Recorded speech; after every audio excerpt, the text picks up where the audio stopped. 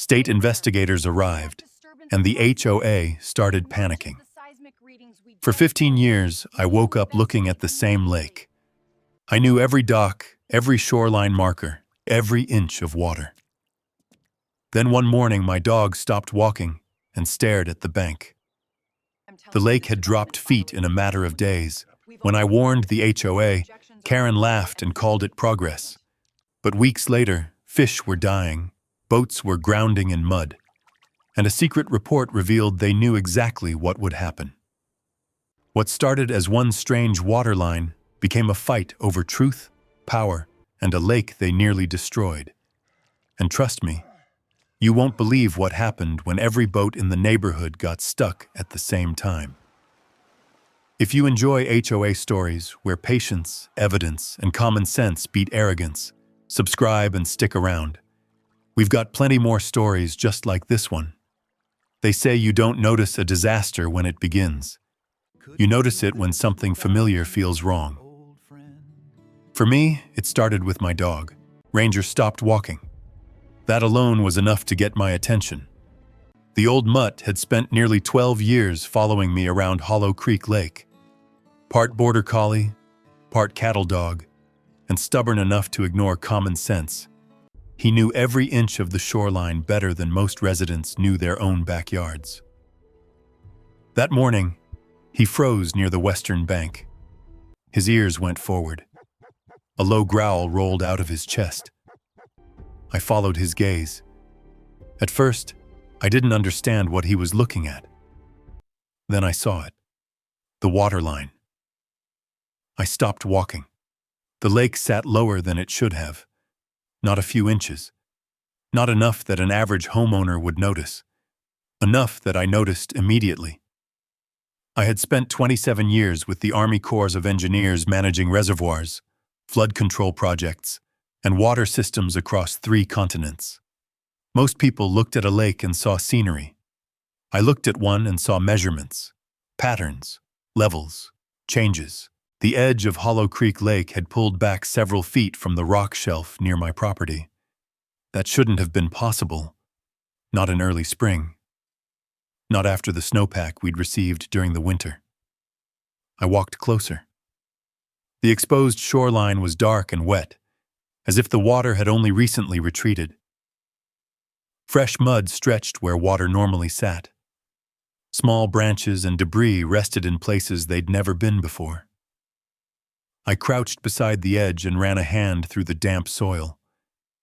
Something wasn't right. Ranger stepped beside me and sniffed the mud. Then he looked up at me. I knew that look. It was the same one he gave me when a fence line was damaged, or when cattle wandered somewhere they weren't supposed to be. Something had changed, and he knew it. "So do I, buddy," I muttered. The lake wasn't just scenery, not to me. My ranch sat on the northern edge of Hollow Creek Lake. When my wife, Susan, was alive, we'd spent countless evenings sitting on the dock, watching the sun disappear behind the hills. When my son was younger, he'd learned to fish from that same dock. After Susan passed away 7 years earlier, the lake became the one place that still felt steady, predictable. Some people went to church. I walked the shoreline. That's why I knew exactly where the water belonged. And this wasn't it. I headed back toward the house.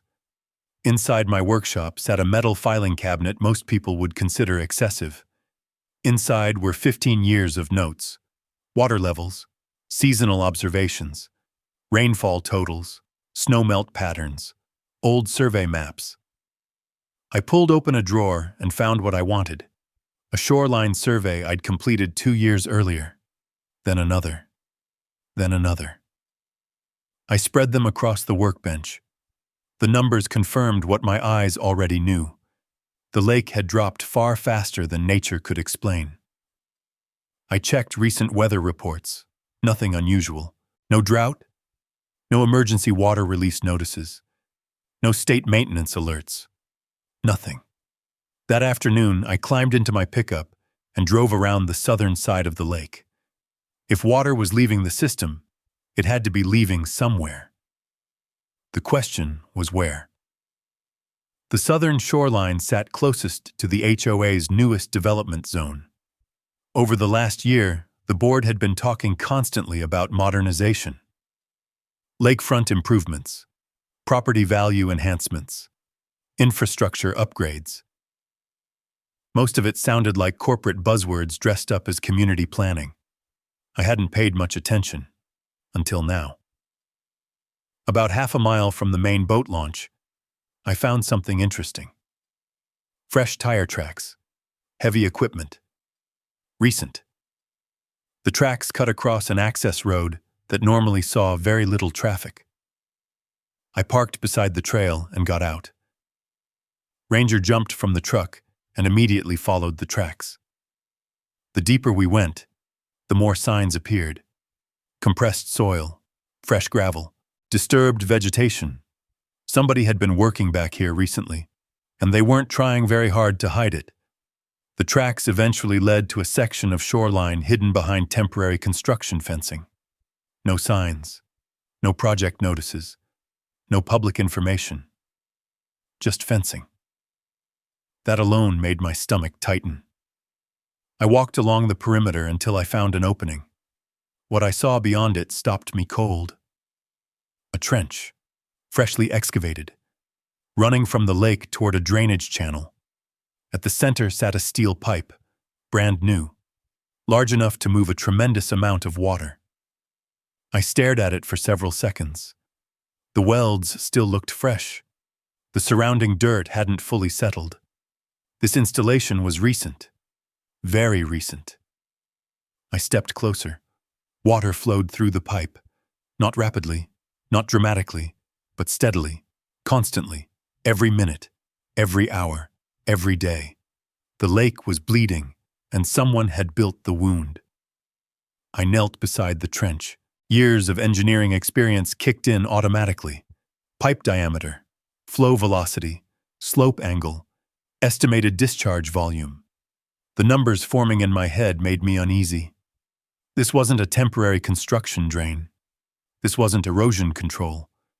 This was intentional water diversion. I took out my phone and began photographing everything. The pipe, the trench, the surrounding area, the equipment markings, the fencing, every detail. Because experience had taught me something important. People who make bad decisions often deny them later. Documents don't. Evidence doesn't. As I finished taking photos, I noticed something attached to one section of fencing. A small laminated tag. Most people would have ignored it.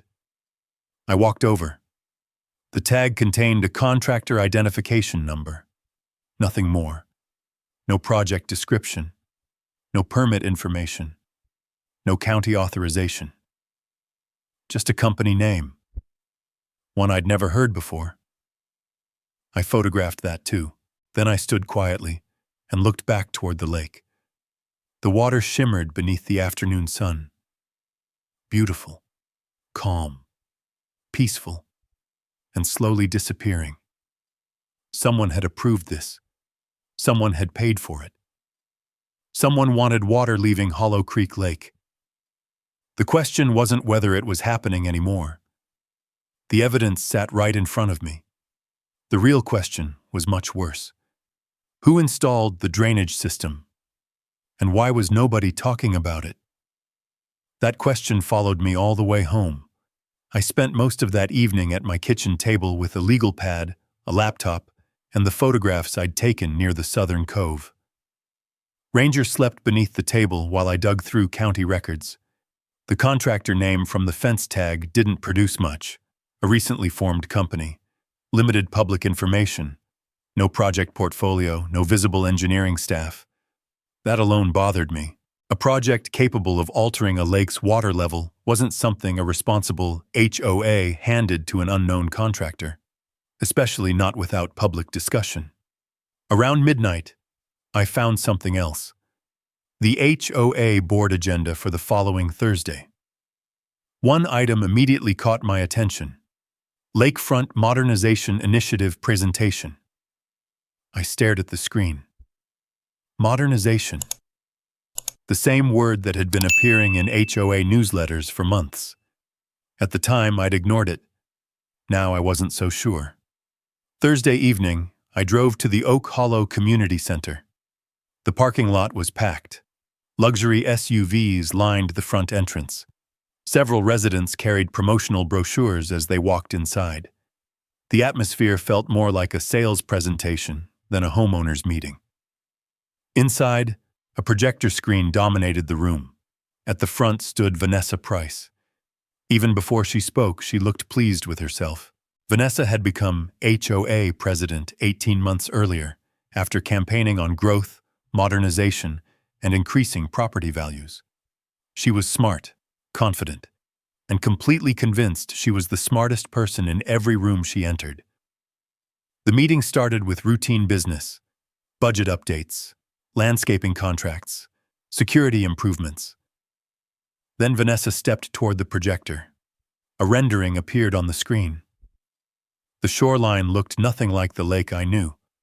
Artificial beaches, expanded boat docks, commercial-style gathering areas, outdoor event spaces, luxury landscaping, large stone walkways, a marina expansion.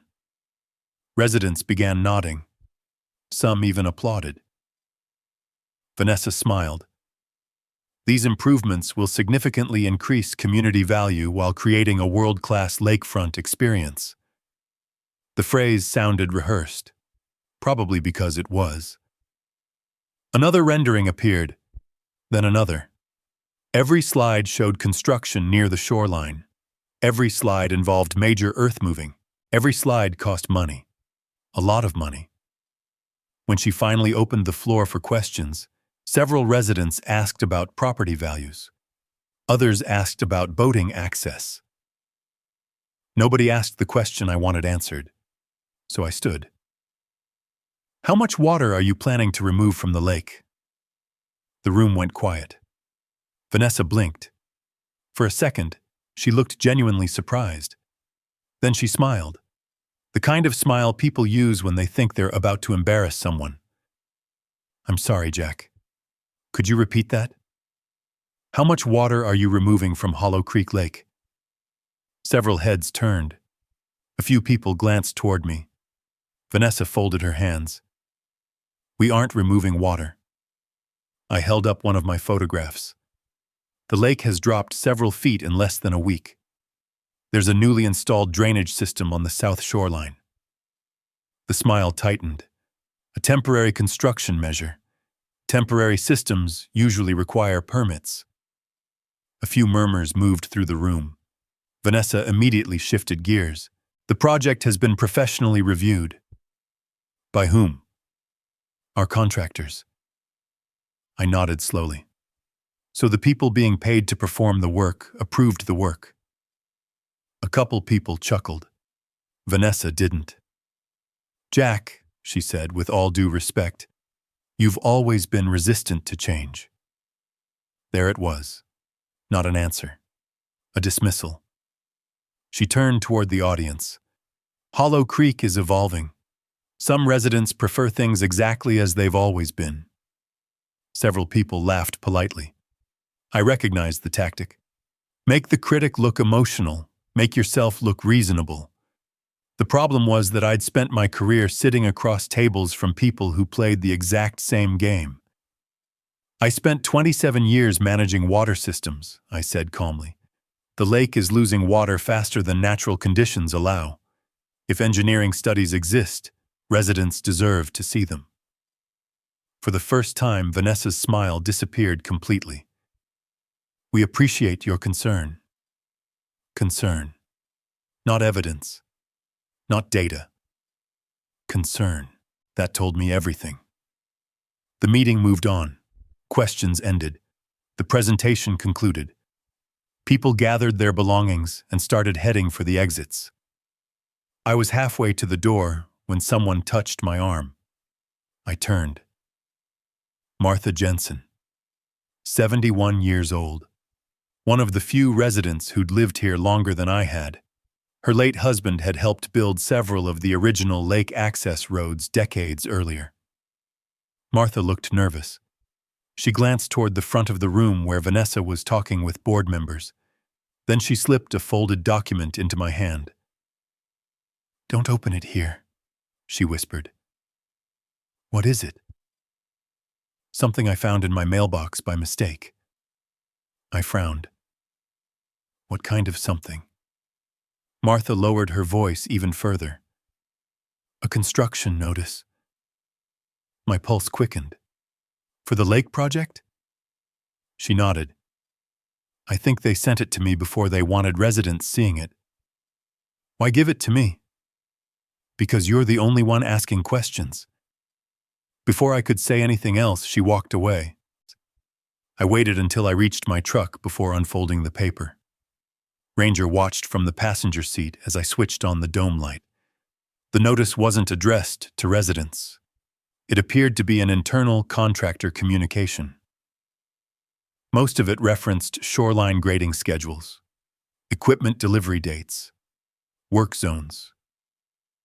Nothing unusual.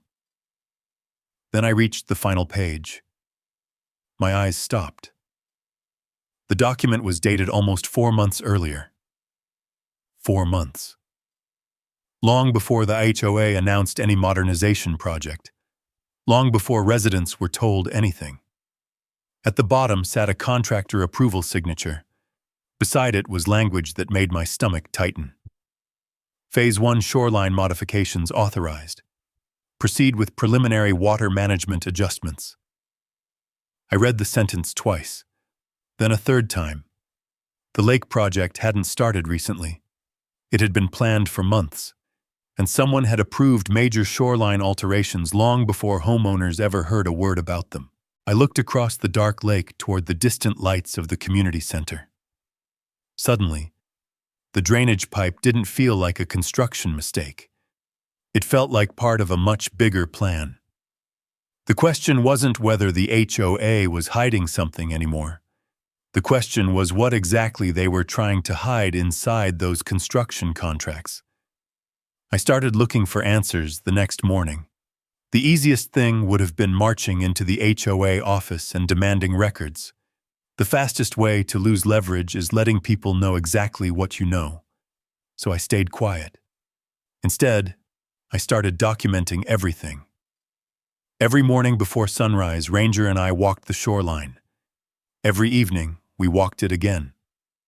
I measured water levels using fixed reference points I'd established years earlier. Fence posts, rock formations, dock pilings. Permanent markers don't lie. People do. Within 12 days, the lake dropped another 8 inches. That wasn't normal. That wasn't seasonal. That was active loss. I photographed every measurement and logged every date. Then I started comparing satellite imagery. The results were worse than I expected. The southern shoreline showed expanding, exposed ground almost daily. Entire sections of shallow habitat were disappearing. Spawning areas for fish were turning into mud. The lake wasn't stabilizing. It was accelerating downward. A week later, the first dead fish appeared. Not hundreds, just a few, enough to notice. A largemouth bass floated near the western cove. Then another appeared near the public dock. Then another. Residents started posting pictures in community forums. Vanessa responded within hours. Seasonal fluctuations, natural environmental conditions, nothing unusual. The explanation sounded convincing if you didn't know what you were looking at. Unfortunately for her, I did. One afternoon, I drove to Ryan Walker's marina. Ryan had operated the boat rental business on Hollow Creek Lake for nearly a decade. If anyone besides me understood what falling water levels meant, it was him. When I arrived, he was standing at the launch ramp staring at the water. Actually, staring at the lack of water. The concrete ramp extended farther into open air than I'd ever seen. "You seeing what I'm seeing?" he asked. "Worse." Ryan shook his head. "I've got 3 customers requesting refunds this week." "Why?" "Their boats can't launch." That got my attention. "Already?" He pointed toward the end of the ramp. The water's too shallow near the edge. Bigger boats are hitting bottom. That shouldn't have been happening until midsummer during a drought. This was early spring. I walked to the edge of the launch area. The mud told the story. Propeller scars, fresh gouges, recent impacts. Ryan crossed his arms. HOA keeps telling everyone it's temporary. I looked toward the lake. Do you believe them? No. That was the first time someone besides Martha had openly said it. Not because he trusted me, because reality was becoming impossible to ignore. The following week, the smell started. Nothing dramatic at first. Just a faint, sour odor near the shallows. As water levels dropped, areas that had been underwater for years became exposed. Organic material began breaking down. Residents noticed. Some complained. Others blamed weather. The HOA blamed nature. Again. Then came the emails. Weekly updates from Vanessa. Each one filled with optimistic language. Exciting progress. Lakefront enhancements. Community improvements. Environmental stewardship. Not one mention of the shrinking waterline. Not one mention of the drainage system. Not one mention of fish deaths. The silence was becoming its own form of evidence. I decided it was time to test something. I submitted a formal records request to the HOA. Nothing aggressive, nothing confrontational. Just a written request asking for engineering reports, environmental reviews, contractor assessments, and water management studies connected to the modernization project. 3 days later, I received a response. Denied. Reason: proprietary contractor information. I read the letter twice, then laughed. Not because it was funny, because it was stupid. If the HOA had legitimate engineering studies proving their actions were safe, those studies would help them. Refusing to release them told me everything. Either the studies didn't exist, or they said something Vanessa didn't want residents reading. The next sign of trouble arrived on a Friday afternoon. I was driving past the eastern shoreline when I noticed several boats sitting lower than normal, not in the water, in the mud. Private docks that had floated comfortably for years now rested at awkward angles. One dock had become completely grounded. Its owner stood nearby, staring at it. I recognized him. Tom Ellis, retired airline pilot. Not exactly the type to exaggerate problems. He spotted me pulling over. Tell me I'm crazy. I looked at the dock. You aren't. He rubbed his forehead. The HOA says everything's fine. The HOA says a lot of things. Tom let out a humorless laugh. My grandkids were supposed to fish here this weekend. Neither of us said anything for a moment. We didn't need to. The lake said enough. That evening I updated my files. Measurements, photos, property owner complaints, marina reports, fish mortality, timeline comparisons. The folder was growing, and so was the problem. Then I noticed something interesting. The community message boards were changing. Residents who had supported Vanessa a month earlier were starting to ask questions. Nothing aggressive. Not yet. Simple questions. Why is the water so low? Why are boats hitting mud? Why does the lake smell different? Why wasn't this discussed before construction? Questions are dangerous when people in power don't have answers. The next morning, Ranger and I walked the shoreline again. The water had dropped another inch. Not much. Enough. I stood on my dock looking across Hollow Creek Lake. The damage was becoming visible to everyone now. And once people start seeing a problem with their own eyes, controlling the narrative becomes much harder. The lake was dying, slowly, publicly, and if it kept dropping at this pace, the damage wouldn't stop with dead fish and stranded docks. The real question wasn't how bad things were. The real question was how much worse they could get before someone finally listened. I got my answer 3 days later. The first violation notice arrived in my mailbox on a Tuesday morning. It came in a bright orange envelope stamped with the Oak Hollow HOA logo. I opened it standing beside my truck. Violation: improper property maintenance. I read it twice, then a third time. The notice claimed the fence along my northern pasture failed to meet HOA appearance standards. That fence sat nearly half a mile from the nearest residential lot. It was a working ranch fence, not decorative landscaping, not community property. A ranch fence. I laughed. Ranger looked up at me. "Yeah," I said. "That's about right." The fine was $150. Not enough to hurt. Enough to send a message. The second notice arrived 4 days later. Violation: unauthorized signage. The evidence? A laminated marker I'd placed near the shoreline while taking water measurements. The marker wasn't visible from any road.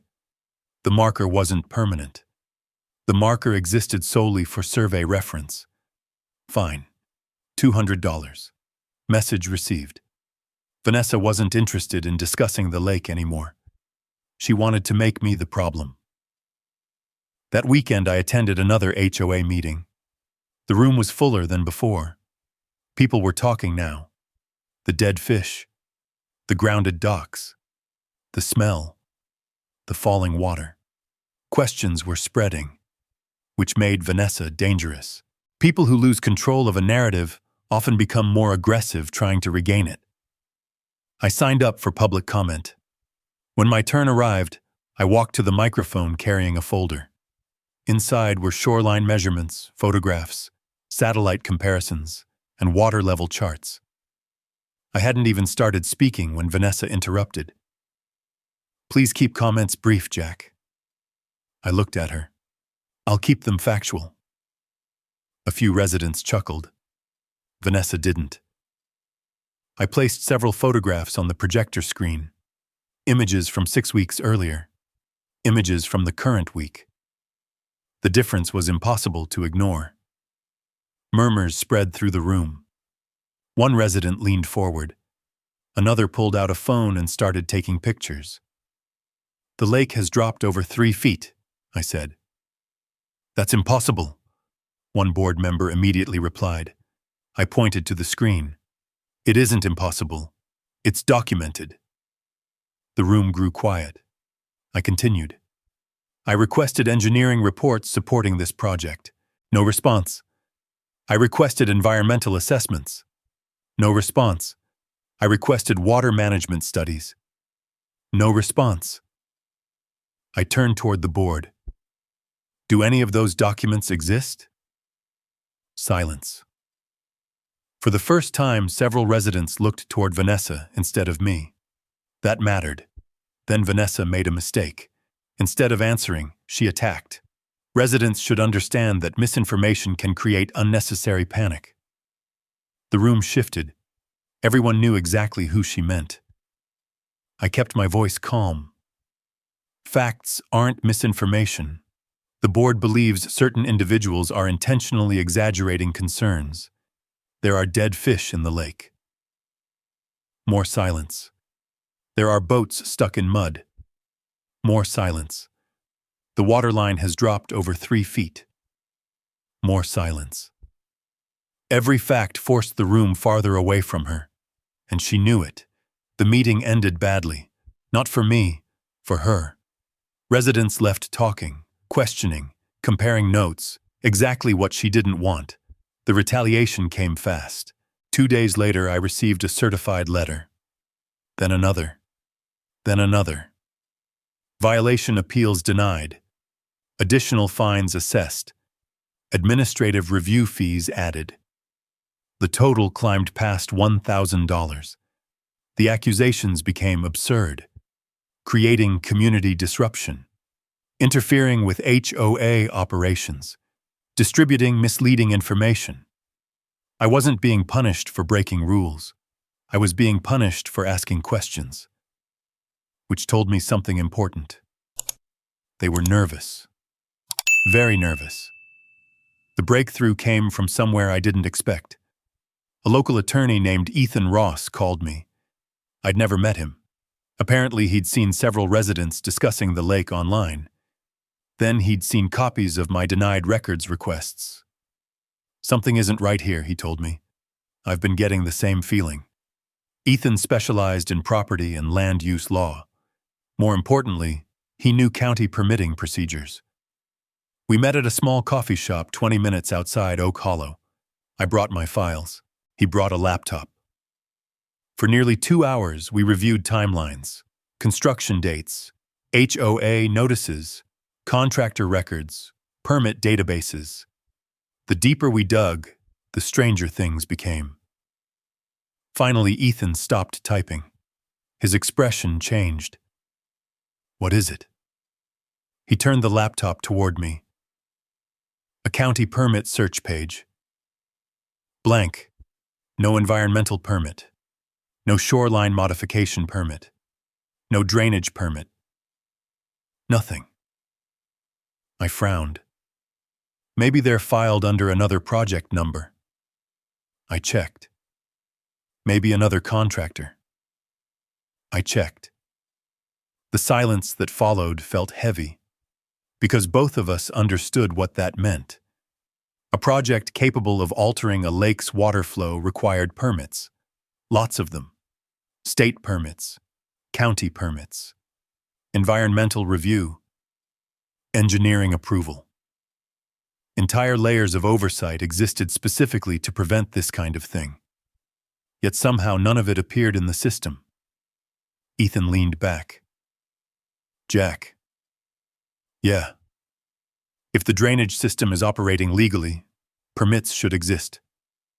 I nodded. And if they don't? He held my gaze. Then somebody started construction without authorization. I thought about the pipe, the disappearing water, the dead fish, the hidden documents, the denied records requests, the fines, the intimidation. Suddenly, it all looked different. This wasn't a disagreement about landscaping. This wasn't an argument over community improvements. This was a legal problem, a serious one. And for the first time since discovering the drainage system, the balance of power shifted. Because if no permits existed, Vanessa wasn't just hiding information. She might have broken the law. The question now wasn't whether the HOA made a mistake. The question was whether they knew exactly what they were doing when they made it. The answer wasn't going to come from speculation. It was going to come from evidence. That's where I had an advantage. Vanessa thought she was fighting a stubborn rancher. She wasn't. For 27 years, I'd worked on projects where mistakes flooded towns, contaminated water systems, and triggered federal investigations. I learned early that emotions don't win those battles. Documentation does. The morning after meeting Ethan Ross, I converted my workshop into a case room. The wall above my workbench filled with maps, photographs, permit searches, HOA notices, contractor timelines, and water level charts. Every date mattered. Every document mattered. Patterns reveal themselves when you stop looking at events individually. 3 hours into organizing the evidence, I spotted one. The drainage pipe installation occurred just 9 days before the lake level started dropping. Not 3 weeks, not 2 months. 9 days. Cause and effect. The timeline fit perfectly. I called Ethan. Look at the installation date. 5 minutes later, he called back. I see it. Thoughts? I think you've got the beginning of a causation argument. That wasn't proof, but it was a start, and starts matter. Meanwhile, Hollow Creek Lake kept shrinking. The shoreline near the public marina had pulled back another foot. Boat owners were posting photographs online almost daily. Residents who'd dismissed me a month earlier were beginning to ask questions, not because they trusted me, because they trusted their own eyes. One afternoon, there was a knock at my door. I opened it to find Sheriff Cole Bennett standing on the porch. Cole and I had known each other for years, not friends exactly, but we respected each other. He removed his hat. "You got a minute?" I nodded. "Sure." We sat on the porch overlooking the lake. Cole looked uncomfortable. That got my attention immediately. Sheriffs don't usually visit ranches looking uncomfortable. "I'm getting calls." "What kind of calls?" "Lake calls." I waited. People are fighting at HOA meetings, neighbors arguing, complaints coming into county offices. He looked toward the water. "Everybody says you're the guy who knows what's happening." I considered my answer carefully. "Everybody says a lot of things." Cole laughed. "Fair enough." Then he became serious. "You think the HOA caused this?" I handed him a folder. Photographs, measurements, satellite imagery, permit searches, construction records. He spent nearly 15 minutes reviewing them. When he finished, his expression had changed. "You really documented all this?" "I document everything." "Yeah," he said quietly. "I'm starting to see that." The sheriff wasn't there to take sides. He didn't have authority over environmental enforcement. But something important happened during that conversation. For the first time, a local official stopped treating my concerns as neighborhood drama and started treating them as evidence.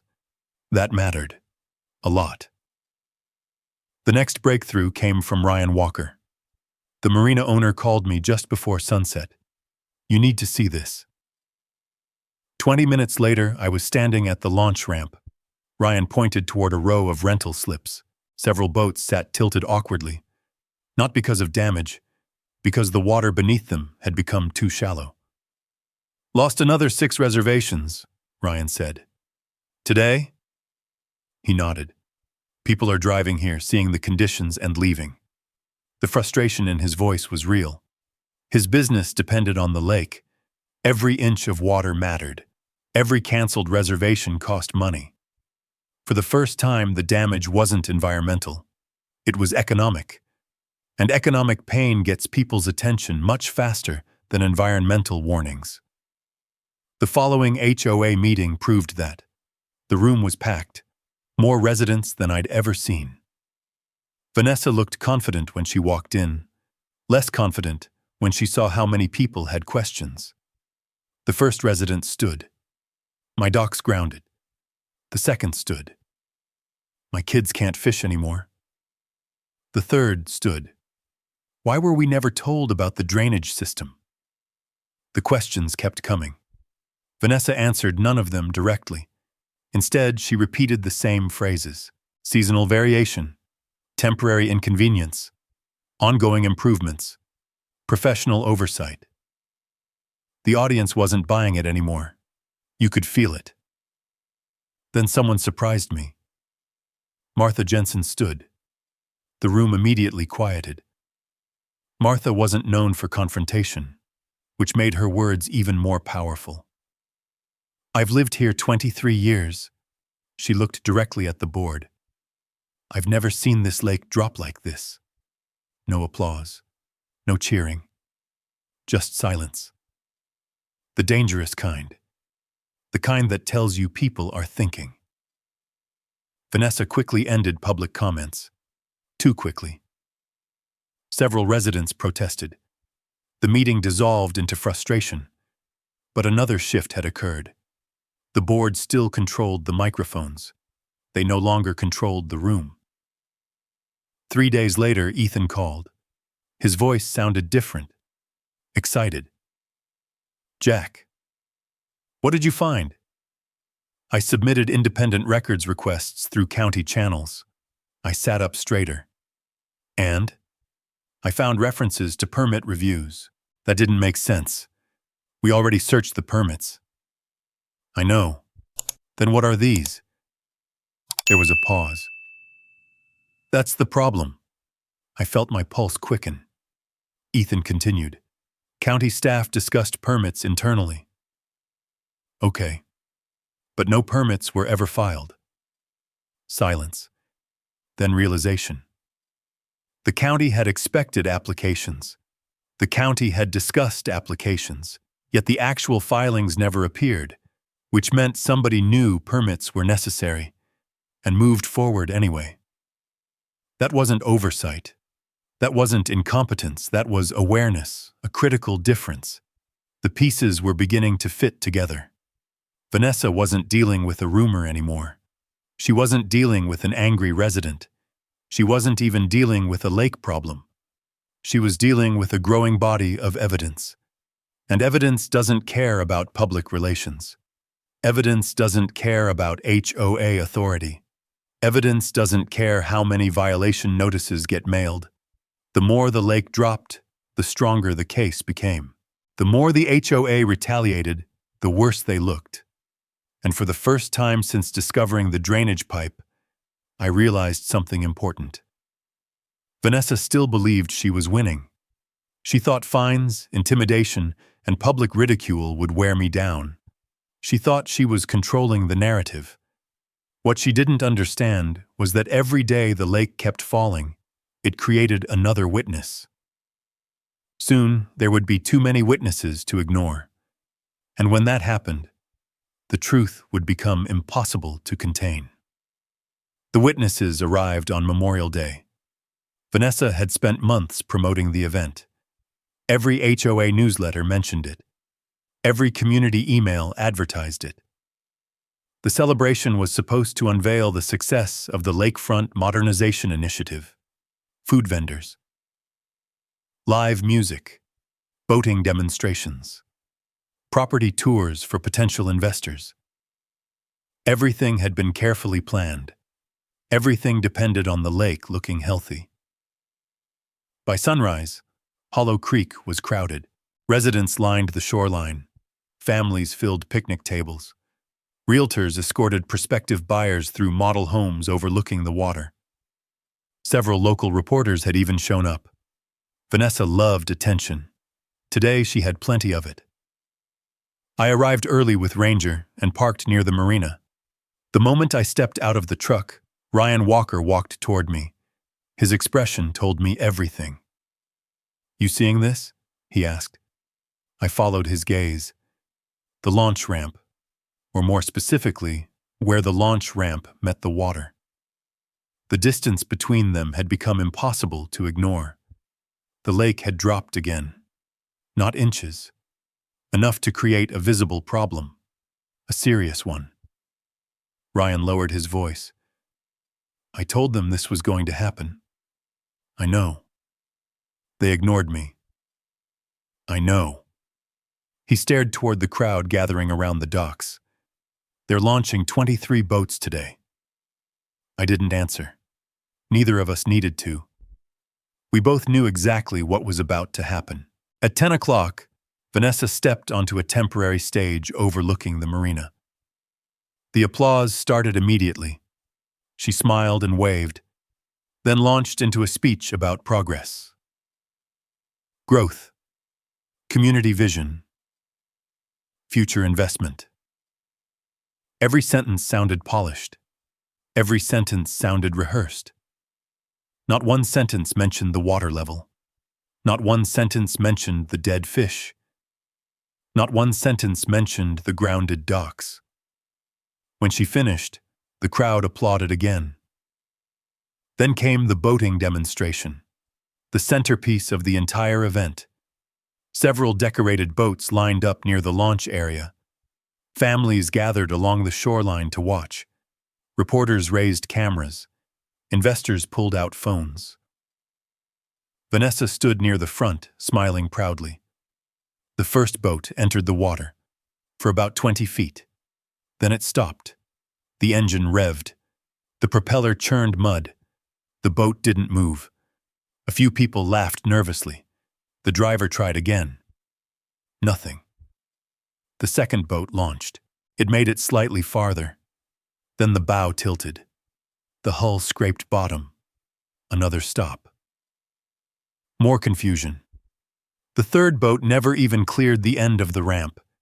Its propeller struck exposed sediment so hard that the engine immediately stalled. The laughter disappeared. The crowd grew quiet. Very quiet. I watched Vanessa's expression change. Confusion. Concern. Then panic.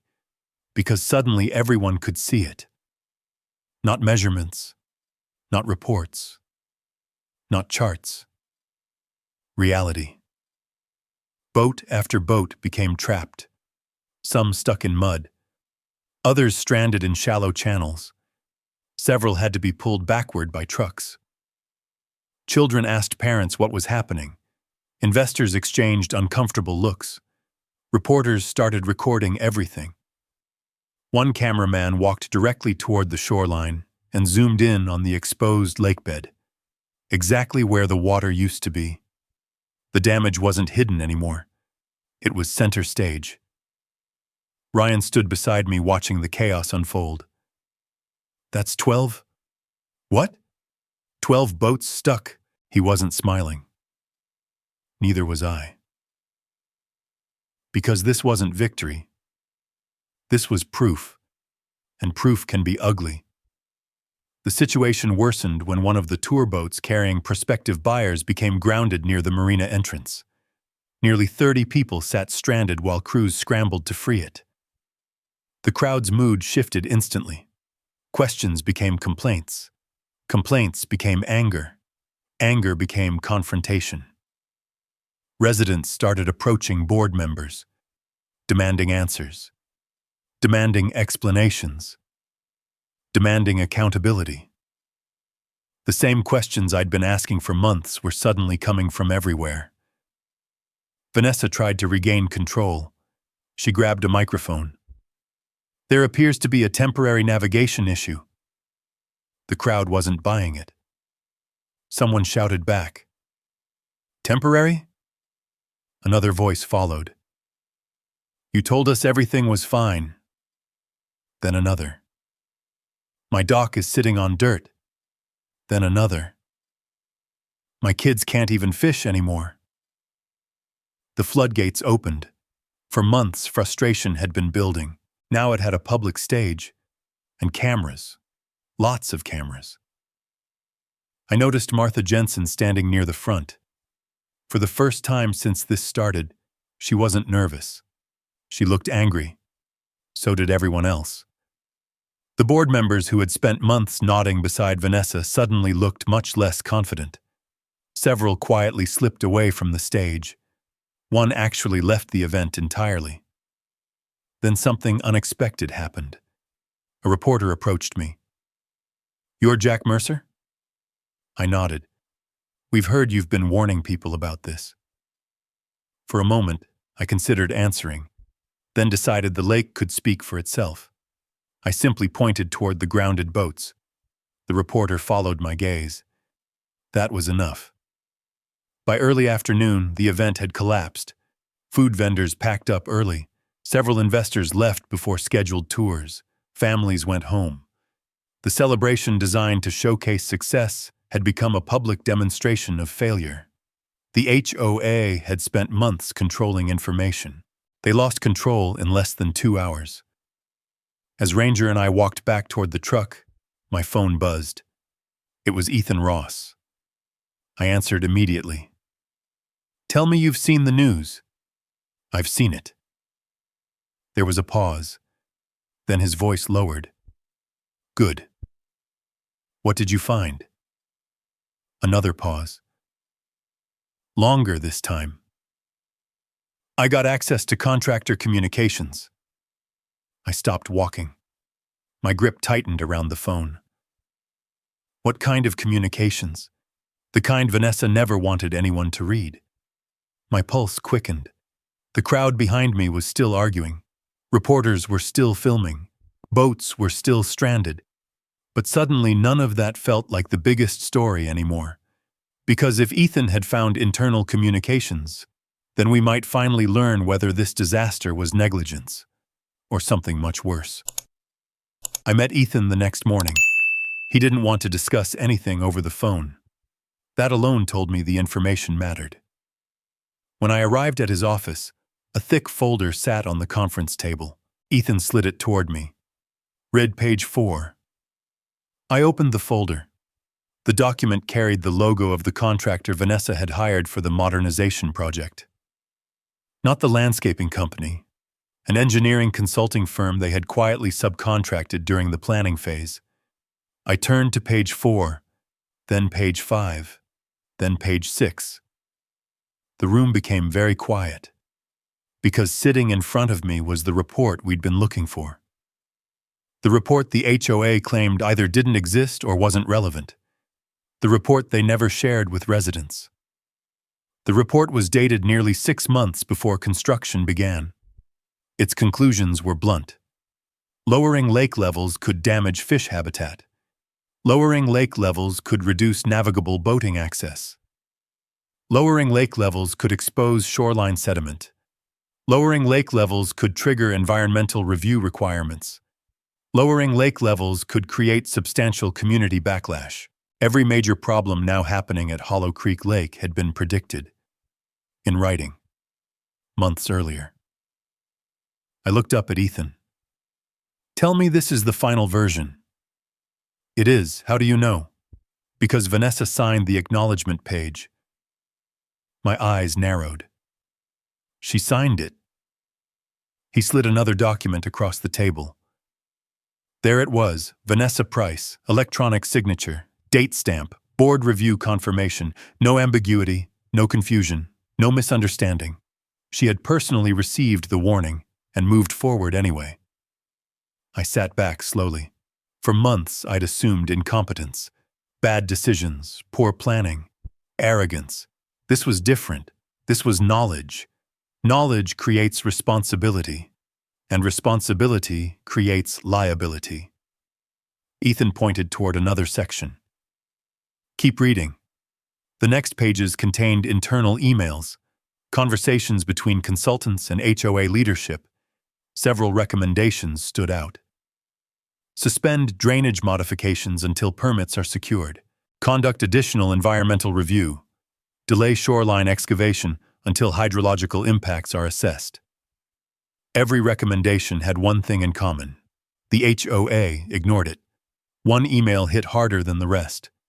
A consultant warned that continuing the project could create a public relations disaster if lake access became compromised during peak boating season. Vanessa's response was only one sentence. Proceed as planned. We'll manage resident concerns if necessary. I read that sentence 3 times. Not because it was complicated, because it was revealing. The lake wasn't an accident. The public backlash wasn't unexpected. They knew, and they kept going. By the time I left Ethan's office, the story had changed. Completely. We weren't proving damage anymore. We were proving awareness. That's a much stronger case. Word spread quickly. Not through official channels, through residents. Someone leaked portions of the engineering report into community forums.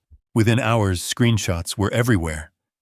Homeowners who had defended the HOA for months suddenly found themselves reading expert warnings with Vanessa's signature attached. The reaction was immediate. Phone calls, emails, demands for answers. The next board meeting became standing room only. I arrived early. It didn't matter. The room was already packed. People lined the walls. Others stood in doorways. The atmosphere felt completely different from previous meetings. Residents weren't confused anymore. They were angry. Vanessa walked to the front as if nothing had changed. That lasted about 30 seconds. The first question came from Ryan Walker. He stood without waiting to be recognized. Did you receive an engineering report warning you about lake access? The room went silent. Vanessa adjusted papers in front of her. The board considered many professional opinions. Not an answer. Everyone knew it. Ryan knew it too. That's not what I asked. Applause broke out. The board immediately called for order.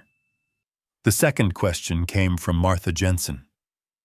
Did you hide that report from homeowners? Again, Vanessa avoided the question. Again, residents noticed. Then the room started turning. People who had remained neutral for months began speaking.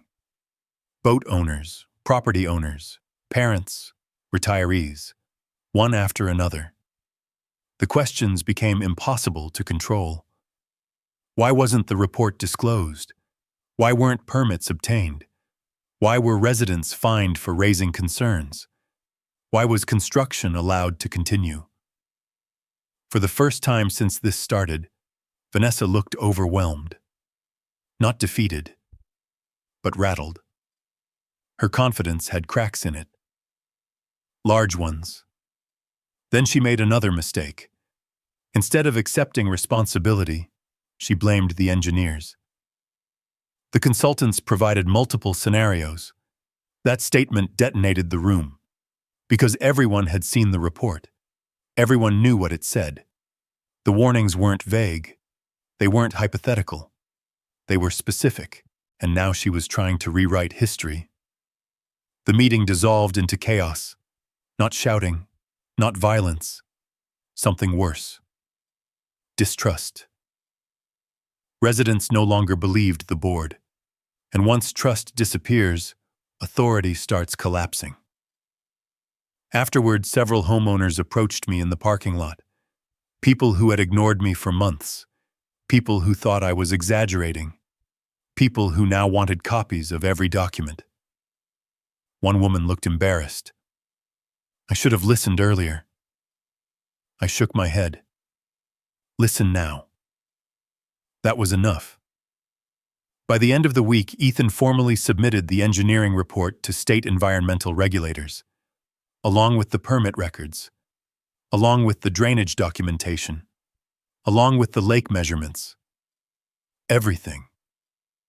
The package was substantial and impossible to ignore. 3 days later, my phone rang. Unknown number. I answered. A woman introduced herself as an investigator with the Wyoming Department of Environmental Quality. She asked if I would be willing to provide supporting documentation regarding Hollow Creek Lake. I looked out toward the water. The shoreline was still damaged. The boats were still stranded. But something had changed. For months, the fight had been resident versus HOA. Now the state was paying attention. And once regulators entered the picture, the board would no longer control the investigation. The question wasn't whether Vanessa could survive angry homeowners. The question was what would happen when state investigators read the report she tried to bury. I got the answer sooner than I expected. 5 days after submitting the evidence package, 2 state vehicles rolled into Oak Hollow. Word spread through the neighborhood faster than any HOA newsletter ever had. By noon, everyone knew. The state was here. Not consultants, not contractors, investigators. The lead investigator introduced herself as Rebecca Hale from the Wyoming Department of Environmental Quality. She arrived with a hydrologist, an environmental compliance specialist, and enough equipment to make it clear this wasn't a courtesy visit. This was an investigation. I met them at the southern cove. The drainage pipe was still there, still pulling water, still doing exactly what the engineering report warned it would do. Rebecca listened carefully while I walked her through the timeline. Discovery of the pipe, the falling water levels, the denied records requests, the hidden report, the permit searches, the Memorial Day disaster. I handed her copies of everything. She didn't say much. Professionals rarely do. Instead, she took notes, measured, photographed, verified. The hydrologist spent nearly an hour examining the drainage structure. Finally, he stood and shook his head. That got my attention. What? I asked. He looked toward Rebecca, then back at me. This should never have been installed without review. Not a final conclusion, Not an official determination, but enough. Nearby, several residents watched from a distance, including Ryan, including Martha, including a growing crowd of homeowners who'd spent months wondering whether anyone outside Oak Hollow would ever care. Now someone did. The investigation continued for 3 days, and every day revealed something new. County officials confirmed no environmental permits existed.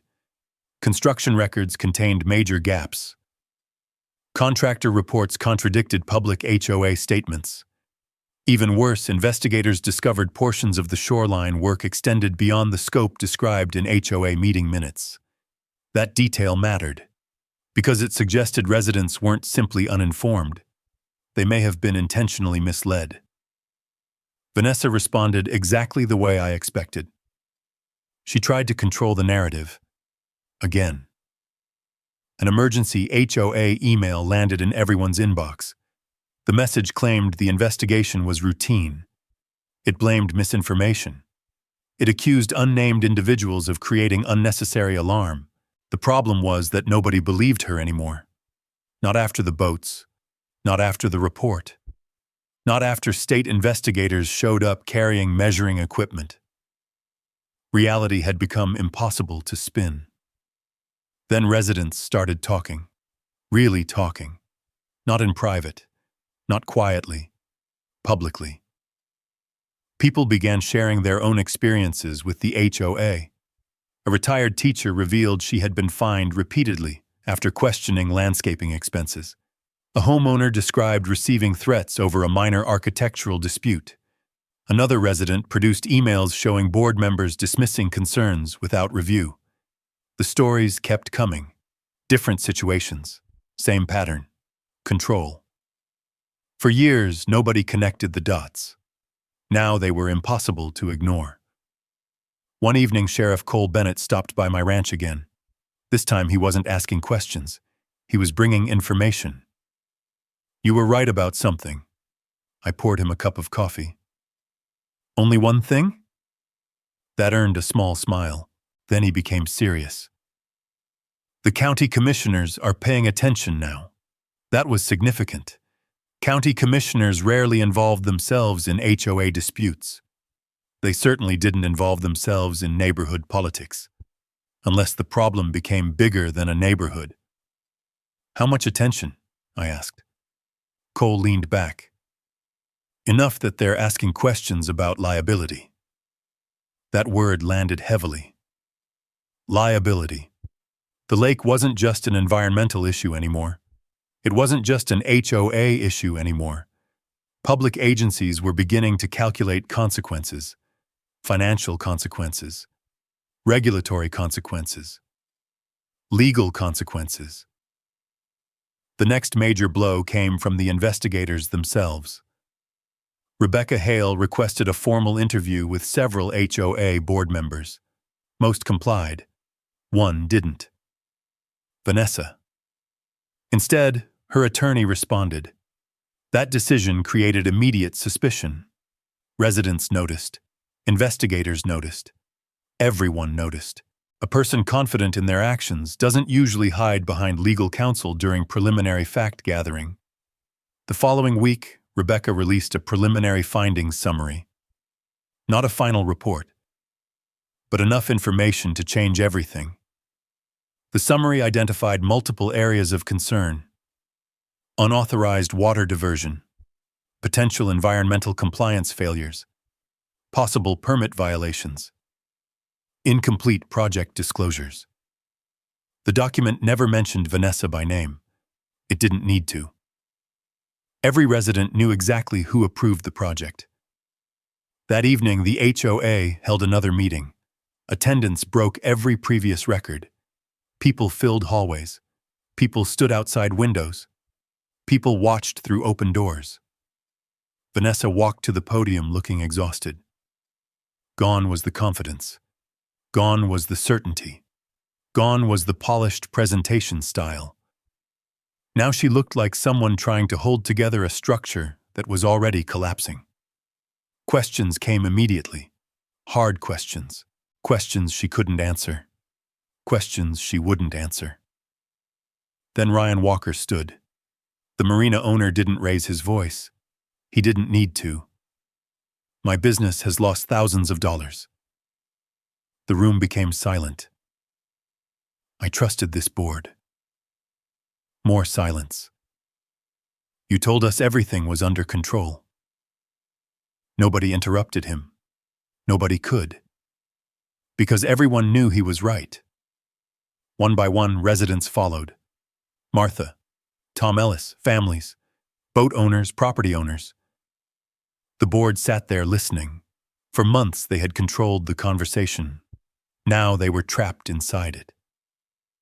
As the meeting ended, Ethan called me.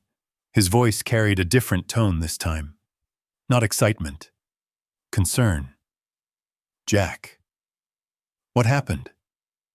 We found something strange. I stopped walking. What kind of strange? There was a pause. The investigators are reviewing HOA financial records. That wasn't unusual. Financial reviews happen during major investigations. But Ethan sounded unsettled. Okay. Some payments don't make sense. My stomach tightened. What payments? We're not sure yet. Another pause. Longer this time. Then he said the words that changed everything. I don't think this project was only about the lake. The lake. The permits. The drainage system. The hidden report. The retaliation. Suddenly, it all felt connected to something larger. Something that might explain why Vanessa ignored every warning. The investigation had started with disappearing water. Now it was following the money. And money has a way of revealing motives that people work very hard to hide. I met Ethan the next morning. This time, there wasn't a stack of engineering reports waiting on the table. There were financial records, invoices, vendor payments, HOA accounting summaries, property development proposals. At first glance, nothing looked unusual. That was the problem. Most financial schemes don't announce themselves. They hide inside ordinary paperwork. Ethan slid a spreadsheet across the table. Look at these transfers. I studied the numbers. Payments from the HOA to project contractors to consulting firms to development groups. My eyes narrowed. Why are development groups involved? Exactly. That question had become the center of the investigation. The Lakefront Modernization Initiative had always been presented as a community improvement project. Protect property values, improve recreation, enhance resident experience. Those were the selling points. But the money told a different story. Over the next several days, Ethan worked with investigators reviewing corporate records. What they found changed everything. A private development company had quietly acquired several parcels of land near the southern shoreline months before construction began. Not publicly, not through HOA meetings, quietly, legally, strategically. The company planned a luxury waterfront expansion, vacation properties, private docks, premium lakefront access. All of it depended on reshaping portions of the shoreline. The same shoreline affected by the drainage project. The same shoreline discussed in the hidden construction documents. The same shoreline mentioned in the engineering report Vanessa ignored. The pattern was becoming impossible to miss. Then investigators found names, board member names, not ownership, not direct control. Something more subtle. Investment partnerships, business relationships, financial interests tied to the future development. Nothing necessarily criminal on its own, but enough to raise serious questions, especially when those same individuals voted to approve the lake project. One afternoon, Ethan called me with the update. They found Vanessa. I stopped what I was doing. What do you mean? They found her connection. A long silence followed, because we both understood how important that was. How strong? Strong enough, he explained. Months before the modernization project launched, Vanessa had participated in several planning meetings with representatives connected to the development group. Meeting records existed. Emails existed. Calendar entries existed. Again, nothing illegal by itself. But combined with everything else, it painted a very different picture. The lake project wasn't simply bad judgment. It may have been influenced by private financial interests. That possibility hit Oak Hollow like a lightning strike. Residents had tolerated incompetence. They had tolerated arrogance. What they wouldn't tolerate was betrayal. The next HOA meeting became the most crowded gathering the community had ever seen. People stood outside the building. Others watched through open windows. Several local news crews were present. The atmosphere felt less like a homeowners' meeting and more like a public reckoning. Vanessa arrived with legal counsel. That alone told residents everything they needed to know. Questions started immediately. This time they weren't about fish, or boats, or permits. They were about money. One resident stood. Did any board member benefit financially from this project? No answer. Another stood. Did you disclose your relationships with development companies? No answer. Then Ryan Walker stepped forward. The marina owner had become one of the most respected voices in the community, because unlike politicians, he had nothing to gain. Only losses to recover. My business almost collapsed because of this. The room grew quiet. Ryan pointed toward the board. You told us this project was for the community. Nobody interrupted. You told us it would improve the lake. More silence. Was it ever actually about the lake? The question hung in the room, and nobody answered it. Not because they couldn't, because they didn't want to. The meeting ended early, again. The board left through a side exit, again. But something fundamental had changed. Residents were no longer asking whether mistakes had been made. They were asking whether they had been manipulated. And those are very different questions. 3 days later, the investigators issued another request for records. This one focused specifically on financial disclosures, conflict of interest statements, board communications, vendor relationships. The scope of the investigation expanded dramatically. The environmental case was still active. Now there was a governance issue too, potential ethical violations, potential disclosure failures, potential abuse of authority. Every new document created another problem for the HOA. Meanwhile, the state continued compiling evidence: the engineering report, the permit failures, the drainage system, the financial records, the resident complaints, the retaliation campaign. By now, the file was enormous, and every page pointed in the same direction. Responsibility. Late one evening, Sheriff Cole Bennett stopped by my ranch. He didn't sit this time. He stayed standing. You hearing the rumors? I try not to. They're saying resignations are coming. That didn't surprise me. Pressure was building from every direction. Residents, investigators, county officials, attorneys, media. The walls were closing in. Before leaving, Cole paused. Then he looked toward the lake. The water level had stabilized slightly since portions of the project were halted. Not recovered, but stabilized. You know, he said quietly, this whole thing started because you noticed a waterline. I looked across the shoreline. It started because somebody thought nobody would notice. Cole nodded. Then he left. That night, I sat on my dock with Ranger beside me.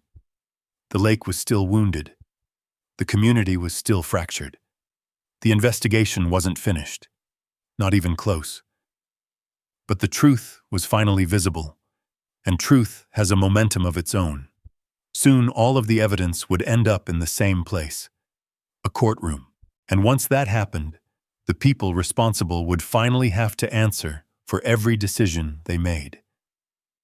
The only question remaining was how severe the consequences would be when the judge saw the full picture. The hearing took place 6 weeks later. By then, Hollow Creek Lake had become more than a neighborhood controversy. It had become a state case. Environmental regulators attended. County officials attended. Residents filled nearly every available seat. Even people who rarely participated in HOA affairs showed up. They wanted answers. So did the court. Vanessa wasn't sitting at the center table anymore. Her attorney was. 2 other board members sat beside him. The confidence I'd seen at those early HOA meetings was gone. No polished presentations. No cheerful slides. No promises about modernization. Just evidence. And there was a lot of it. The state started with the permits, or more accurately, the lack of permits.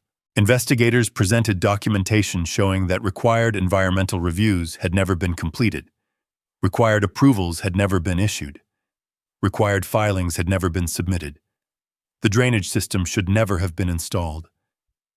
Then came the engineering report, the one Vanessa received months before construction began, the one she buried. The courtroom grew noticeably quieter as the report's warnings were read into the record. Fish habitat damage, navigation risks, shoreline destabilization, environmental penalties. Everything had been predicted. Everything happened anyway. The state then introduced internal emails, messages showing consultants urging caution, messages recommending delays, messages warning of consequences. And sitting among those records was Vanessa's response. Proceed as planned. We'll manage resident concerns if necessary. The judge read that line twice. That mattered. Then the financial records arrived. The development connections. The undisclosed relationships. The private waterfront project.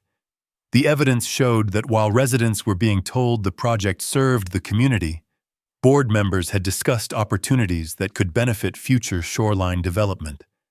Not every connection proved wrongdoing, but together they established motive, a powerful one. The defense tried to argue good intentions. The evidence argued otherwise. When my turn came to testify, I kept things simple. I explained how Ranger first stopped at the shoreline, how the waterline looked wrong, how the drainage pipe was discovered, how measurements confirmed the loss, how the warnings were ignored, how residents were fined for speaking up. I didn't exaggerate. I didn't need to. The documents did most of the talking. Near the end, the judge asked me a question. Mr. Mercer, why didn't you simply let the state handle it from the beginning? I thought about that, then answered honestly. Because the state didn't know there was a problem, the courtroom remained silent. I continued. Somebody had to notice. Somebody had to document it. Somebody had to keep asking questions. The judge nodded. Nothing more. But it felt important.